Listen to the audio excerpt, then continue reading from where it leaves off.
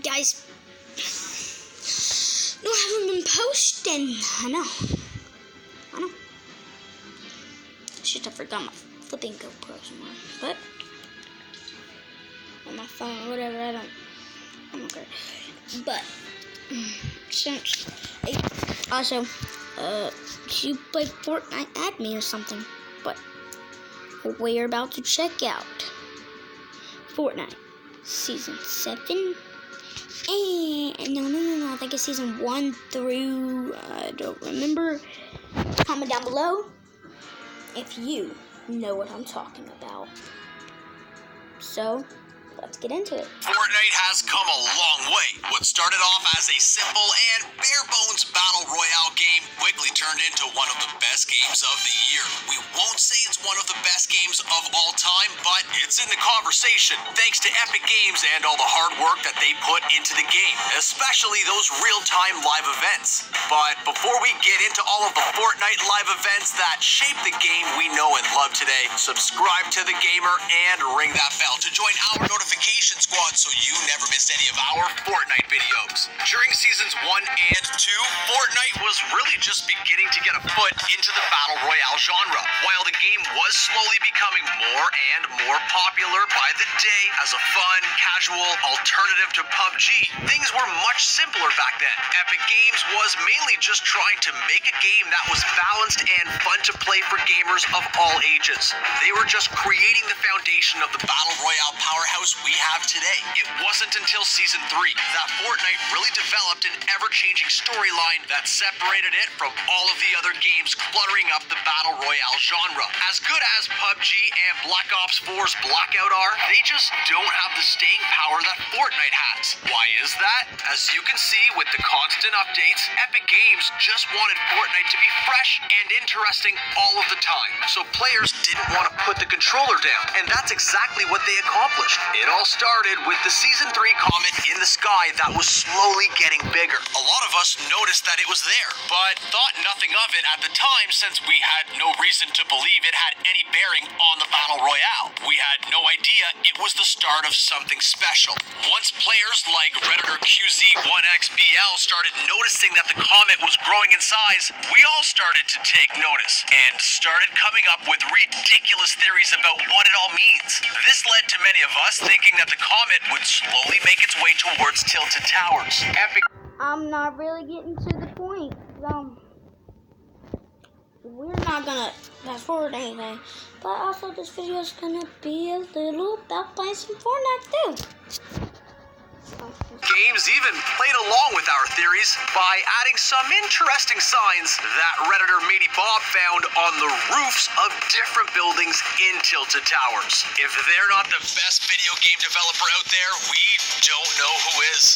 Okay, well, besides them taking 14-year-old kids to court for cheating, Epic Games is pretty awesome in our book. Near the end of Season 3, it started raining down comets from the sky all over the map. They weren't constantly falling from the sky, but as Muselk shows us, it seemed like these comets were targeting players for some reason. If they hit you, they wouldn't eliminate you in one hit, but they would do tons of damage and get you really frustrated.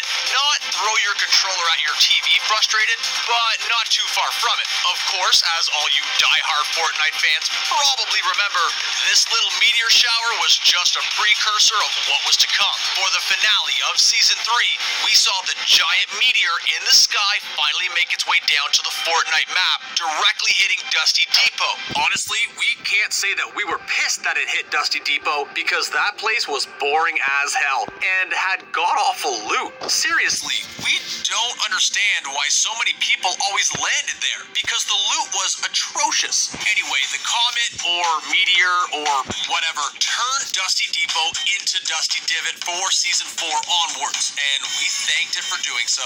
That being said, this meteor seemed to have triggered something in outer space. To go along with the theme of the Marvel Cinematic Universe with all these superhero and villain skins, we ended up seeing beings from outside of the Fortnite world all over the place. Greetings, Earthlings. From Carbide to Valor to the Visitor to Omega, there were so many awesome skins to choose from in Season 4. The aforementioned Visitor is supposedly the one who started the famous rocket launch. We say supposedly because it was never really confirmed, but as Bull let us know, if you look closely at the rocket, it has the same logo on its thrusters as the one on the shoulder pads of the Visitor skin. This gives us all the reason in the world to believe that the Visitor was the one responsible for triggering this event, seemingly coming from a different planet. The Visitor would start the rocket launch that would become the first real-time event in Fortnite history, where players put their differences aside and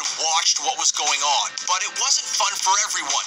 As D shows us, some players, like Elemental Ray, used this as a chance to rack up the kills when they should have been enjoying the once-in-a-lifetime event with their fellow Fortnite players. Elemental Ray took out a viewing platform, eliminating 48 players instantly. It made him famous overnight as he set the world record for kills in a single game that still stands today. Although it has never been officially recognized because for some reason you need to earn a victory royale for that to happen. We're sure Elemental Ray got swarmed afterwards, beaten down by dozens of players at once. Well, at least we hope so. Anyway, back to the rocket launch. Other than Elemental Ray, everyone was nice with each other, building huge structures to get the best viewing angle possible. It was honestly such a beautiful thing to see. You think you are superheroes. All of you are He's gonna die. Superheroes are real. Convince me. I want to watch that movie. Show the world. I'll still watch it. Ready? Rated PG-13. The rocket launch itself was quite impressive, and Games Radar shows us just how incredible the launch actually was. The sounds the rocket makes as it starts its thrusters just hyped everyone up even more, which we didn't even think was possible. When it got higher in the sky, a piece of it broke off, but it still made its way upwards. We're sure it was an extra thruster that came off just like when real rockets launch. Then, out of nowhere, it transcends time and space and makes its way towards tilted towers before being destroyed by an invisible force field that we would later learn is called a rift. You know, those things that you were able to find everywhere in Season 5? This was such a tease because after the community thought tilted towers would get hit by the meteor, we also thought that it would be hit by the rocket for a second. The rocket then appeared in the middle of the map, where it quickly weaved its way through the sky before going through another rift. It then got shot out of a rift where it was destroyed, creating the major rift that would allow worlds to collide in Season 5. It was in Season 5 where things started to get crazy in Fortnite. We saw rifts forming all over the place on the map, which you could actually jump through that would teleport you to another rift and send you flying through the air. Just look at Gatu flying through these. He looks like he's having the time of his life. These rifts constantly got taken out of the game and put back in by Epic Games because they were always being exploited in one way or another. But when they were in the game, they were super fun to use to get around the map as quickly as possible. One of these rifts was different though. Yup, we're talking about the major rift that formed from the rocket launch. This rift started shooting lightning to one of the mountaintops in the new desert region around Paradise Palms. Most of these lightning strikes were quick, but as Ferns shows us, one of them lasted a real long time and created the Purple Cube. Now, the Purple Cube is a pretty lame name. It doesn't have much of a ring to it. So, the community decided to call it Kevin, and we think it really suits it.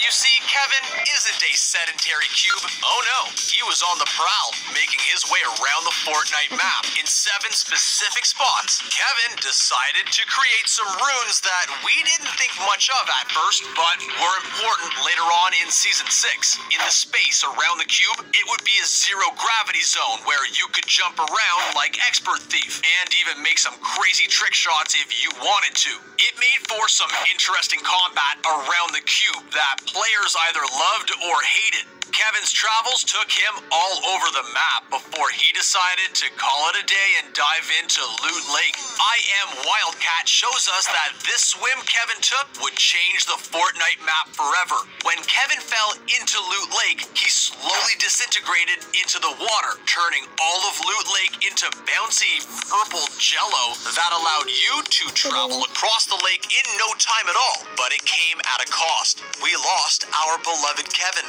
So many of us pressed F to pay our respects to the greatest moving purple cube to ever be a part of our lives. But luckily, it wasn't the end for Kevin. Well, not yet at least. Just when we thought we saw the last of Kevin, in Season 6, he rose from the ashes underneath Loot Lake, creating the floating island looking like Angel Island from Sonic the Hedgehog. We were honestly surprised Knuckles wasn't protecting Kevin on the floating island. Yeah, we seriously thought that it was a mashup for a split second. Yeah, we're weird. But what are you gonna do? Anyway, we got a little sidetracked there, but back to the floating island. 23 Small Fry shows us how the island looked on day 1 of Season 6, and it was crazy. It took the main house on Loot Lake and made it float in the air while Kevin is just chilling underneath it. There was a little tornado around the island that would keep you flying in the air, so you never had to worry about fall damage. It was such an awesome new area, but it didn't just stay on top of Loot Lake. Just like Kevin liked to move around, so did the island that he had control of. It moved around the entire map, activating each of the 7 runes Kevin created when he was just a measly cube that wasn't in control of an entire frickin' floating island. As Ghost Ninja shows us, when the floating island activated a rune, it lifted the rune off the ground to serve as a mini floating island while creating plenty of purple craters that would send you flying into the air if you touch them.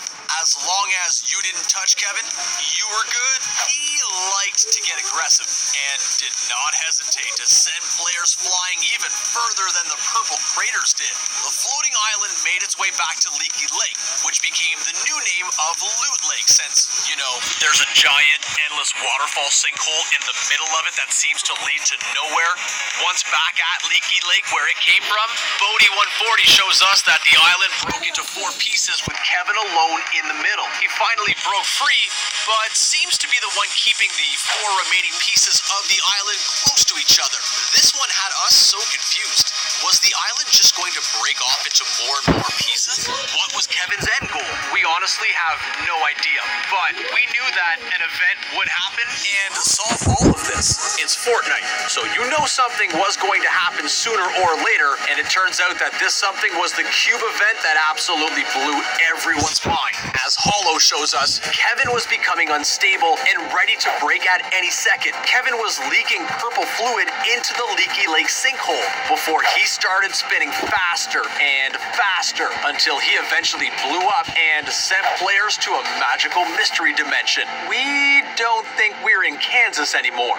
We were able to see other players and just couldn't believe what was going on. Is this where the huge sinkhole in Leaky Lake leads to? We honestly questioned everything in this moment. A butterfly just seemed to crystallize and make its way towards your character, where you had a short interaction with it. After this, we were sent back to the middle of the map, where we noticed that Leaky Lake was transformed into something completely different. It's now a group of small islands with something looking like Stonehenge in the middle, made out of remnants of the cube.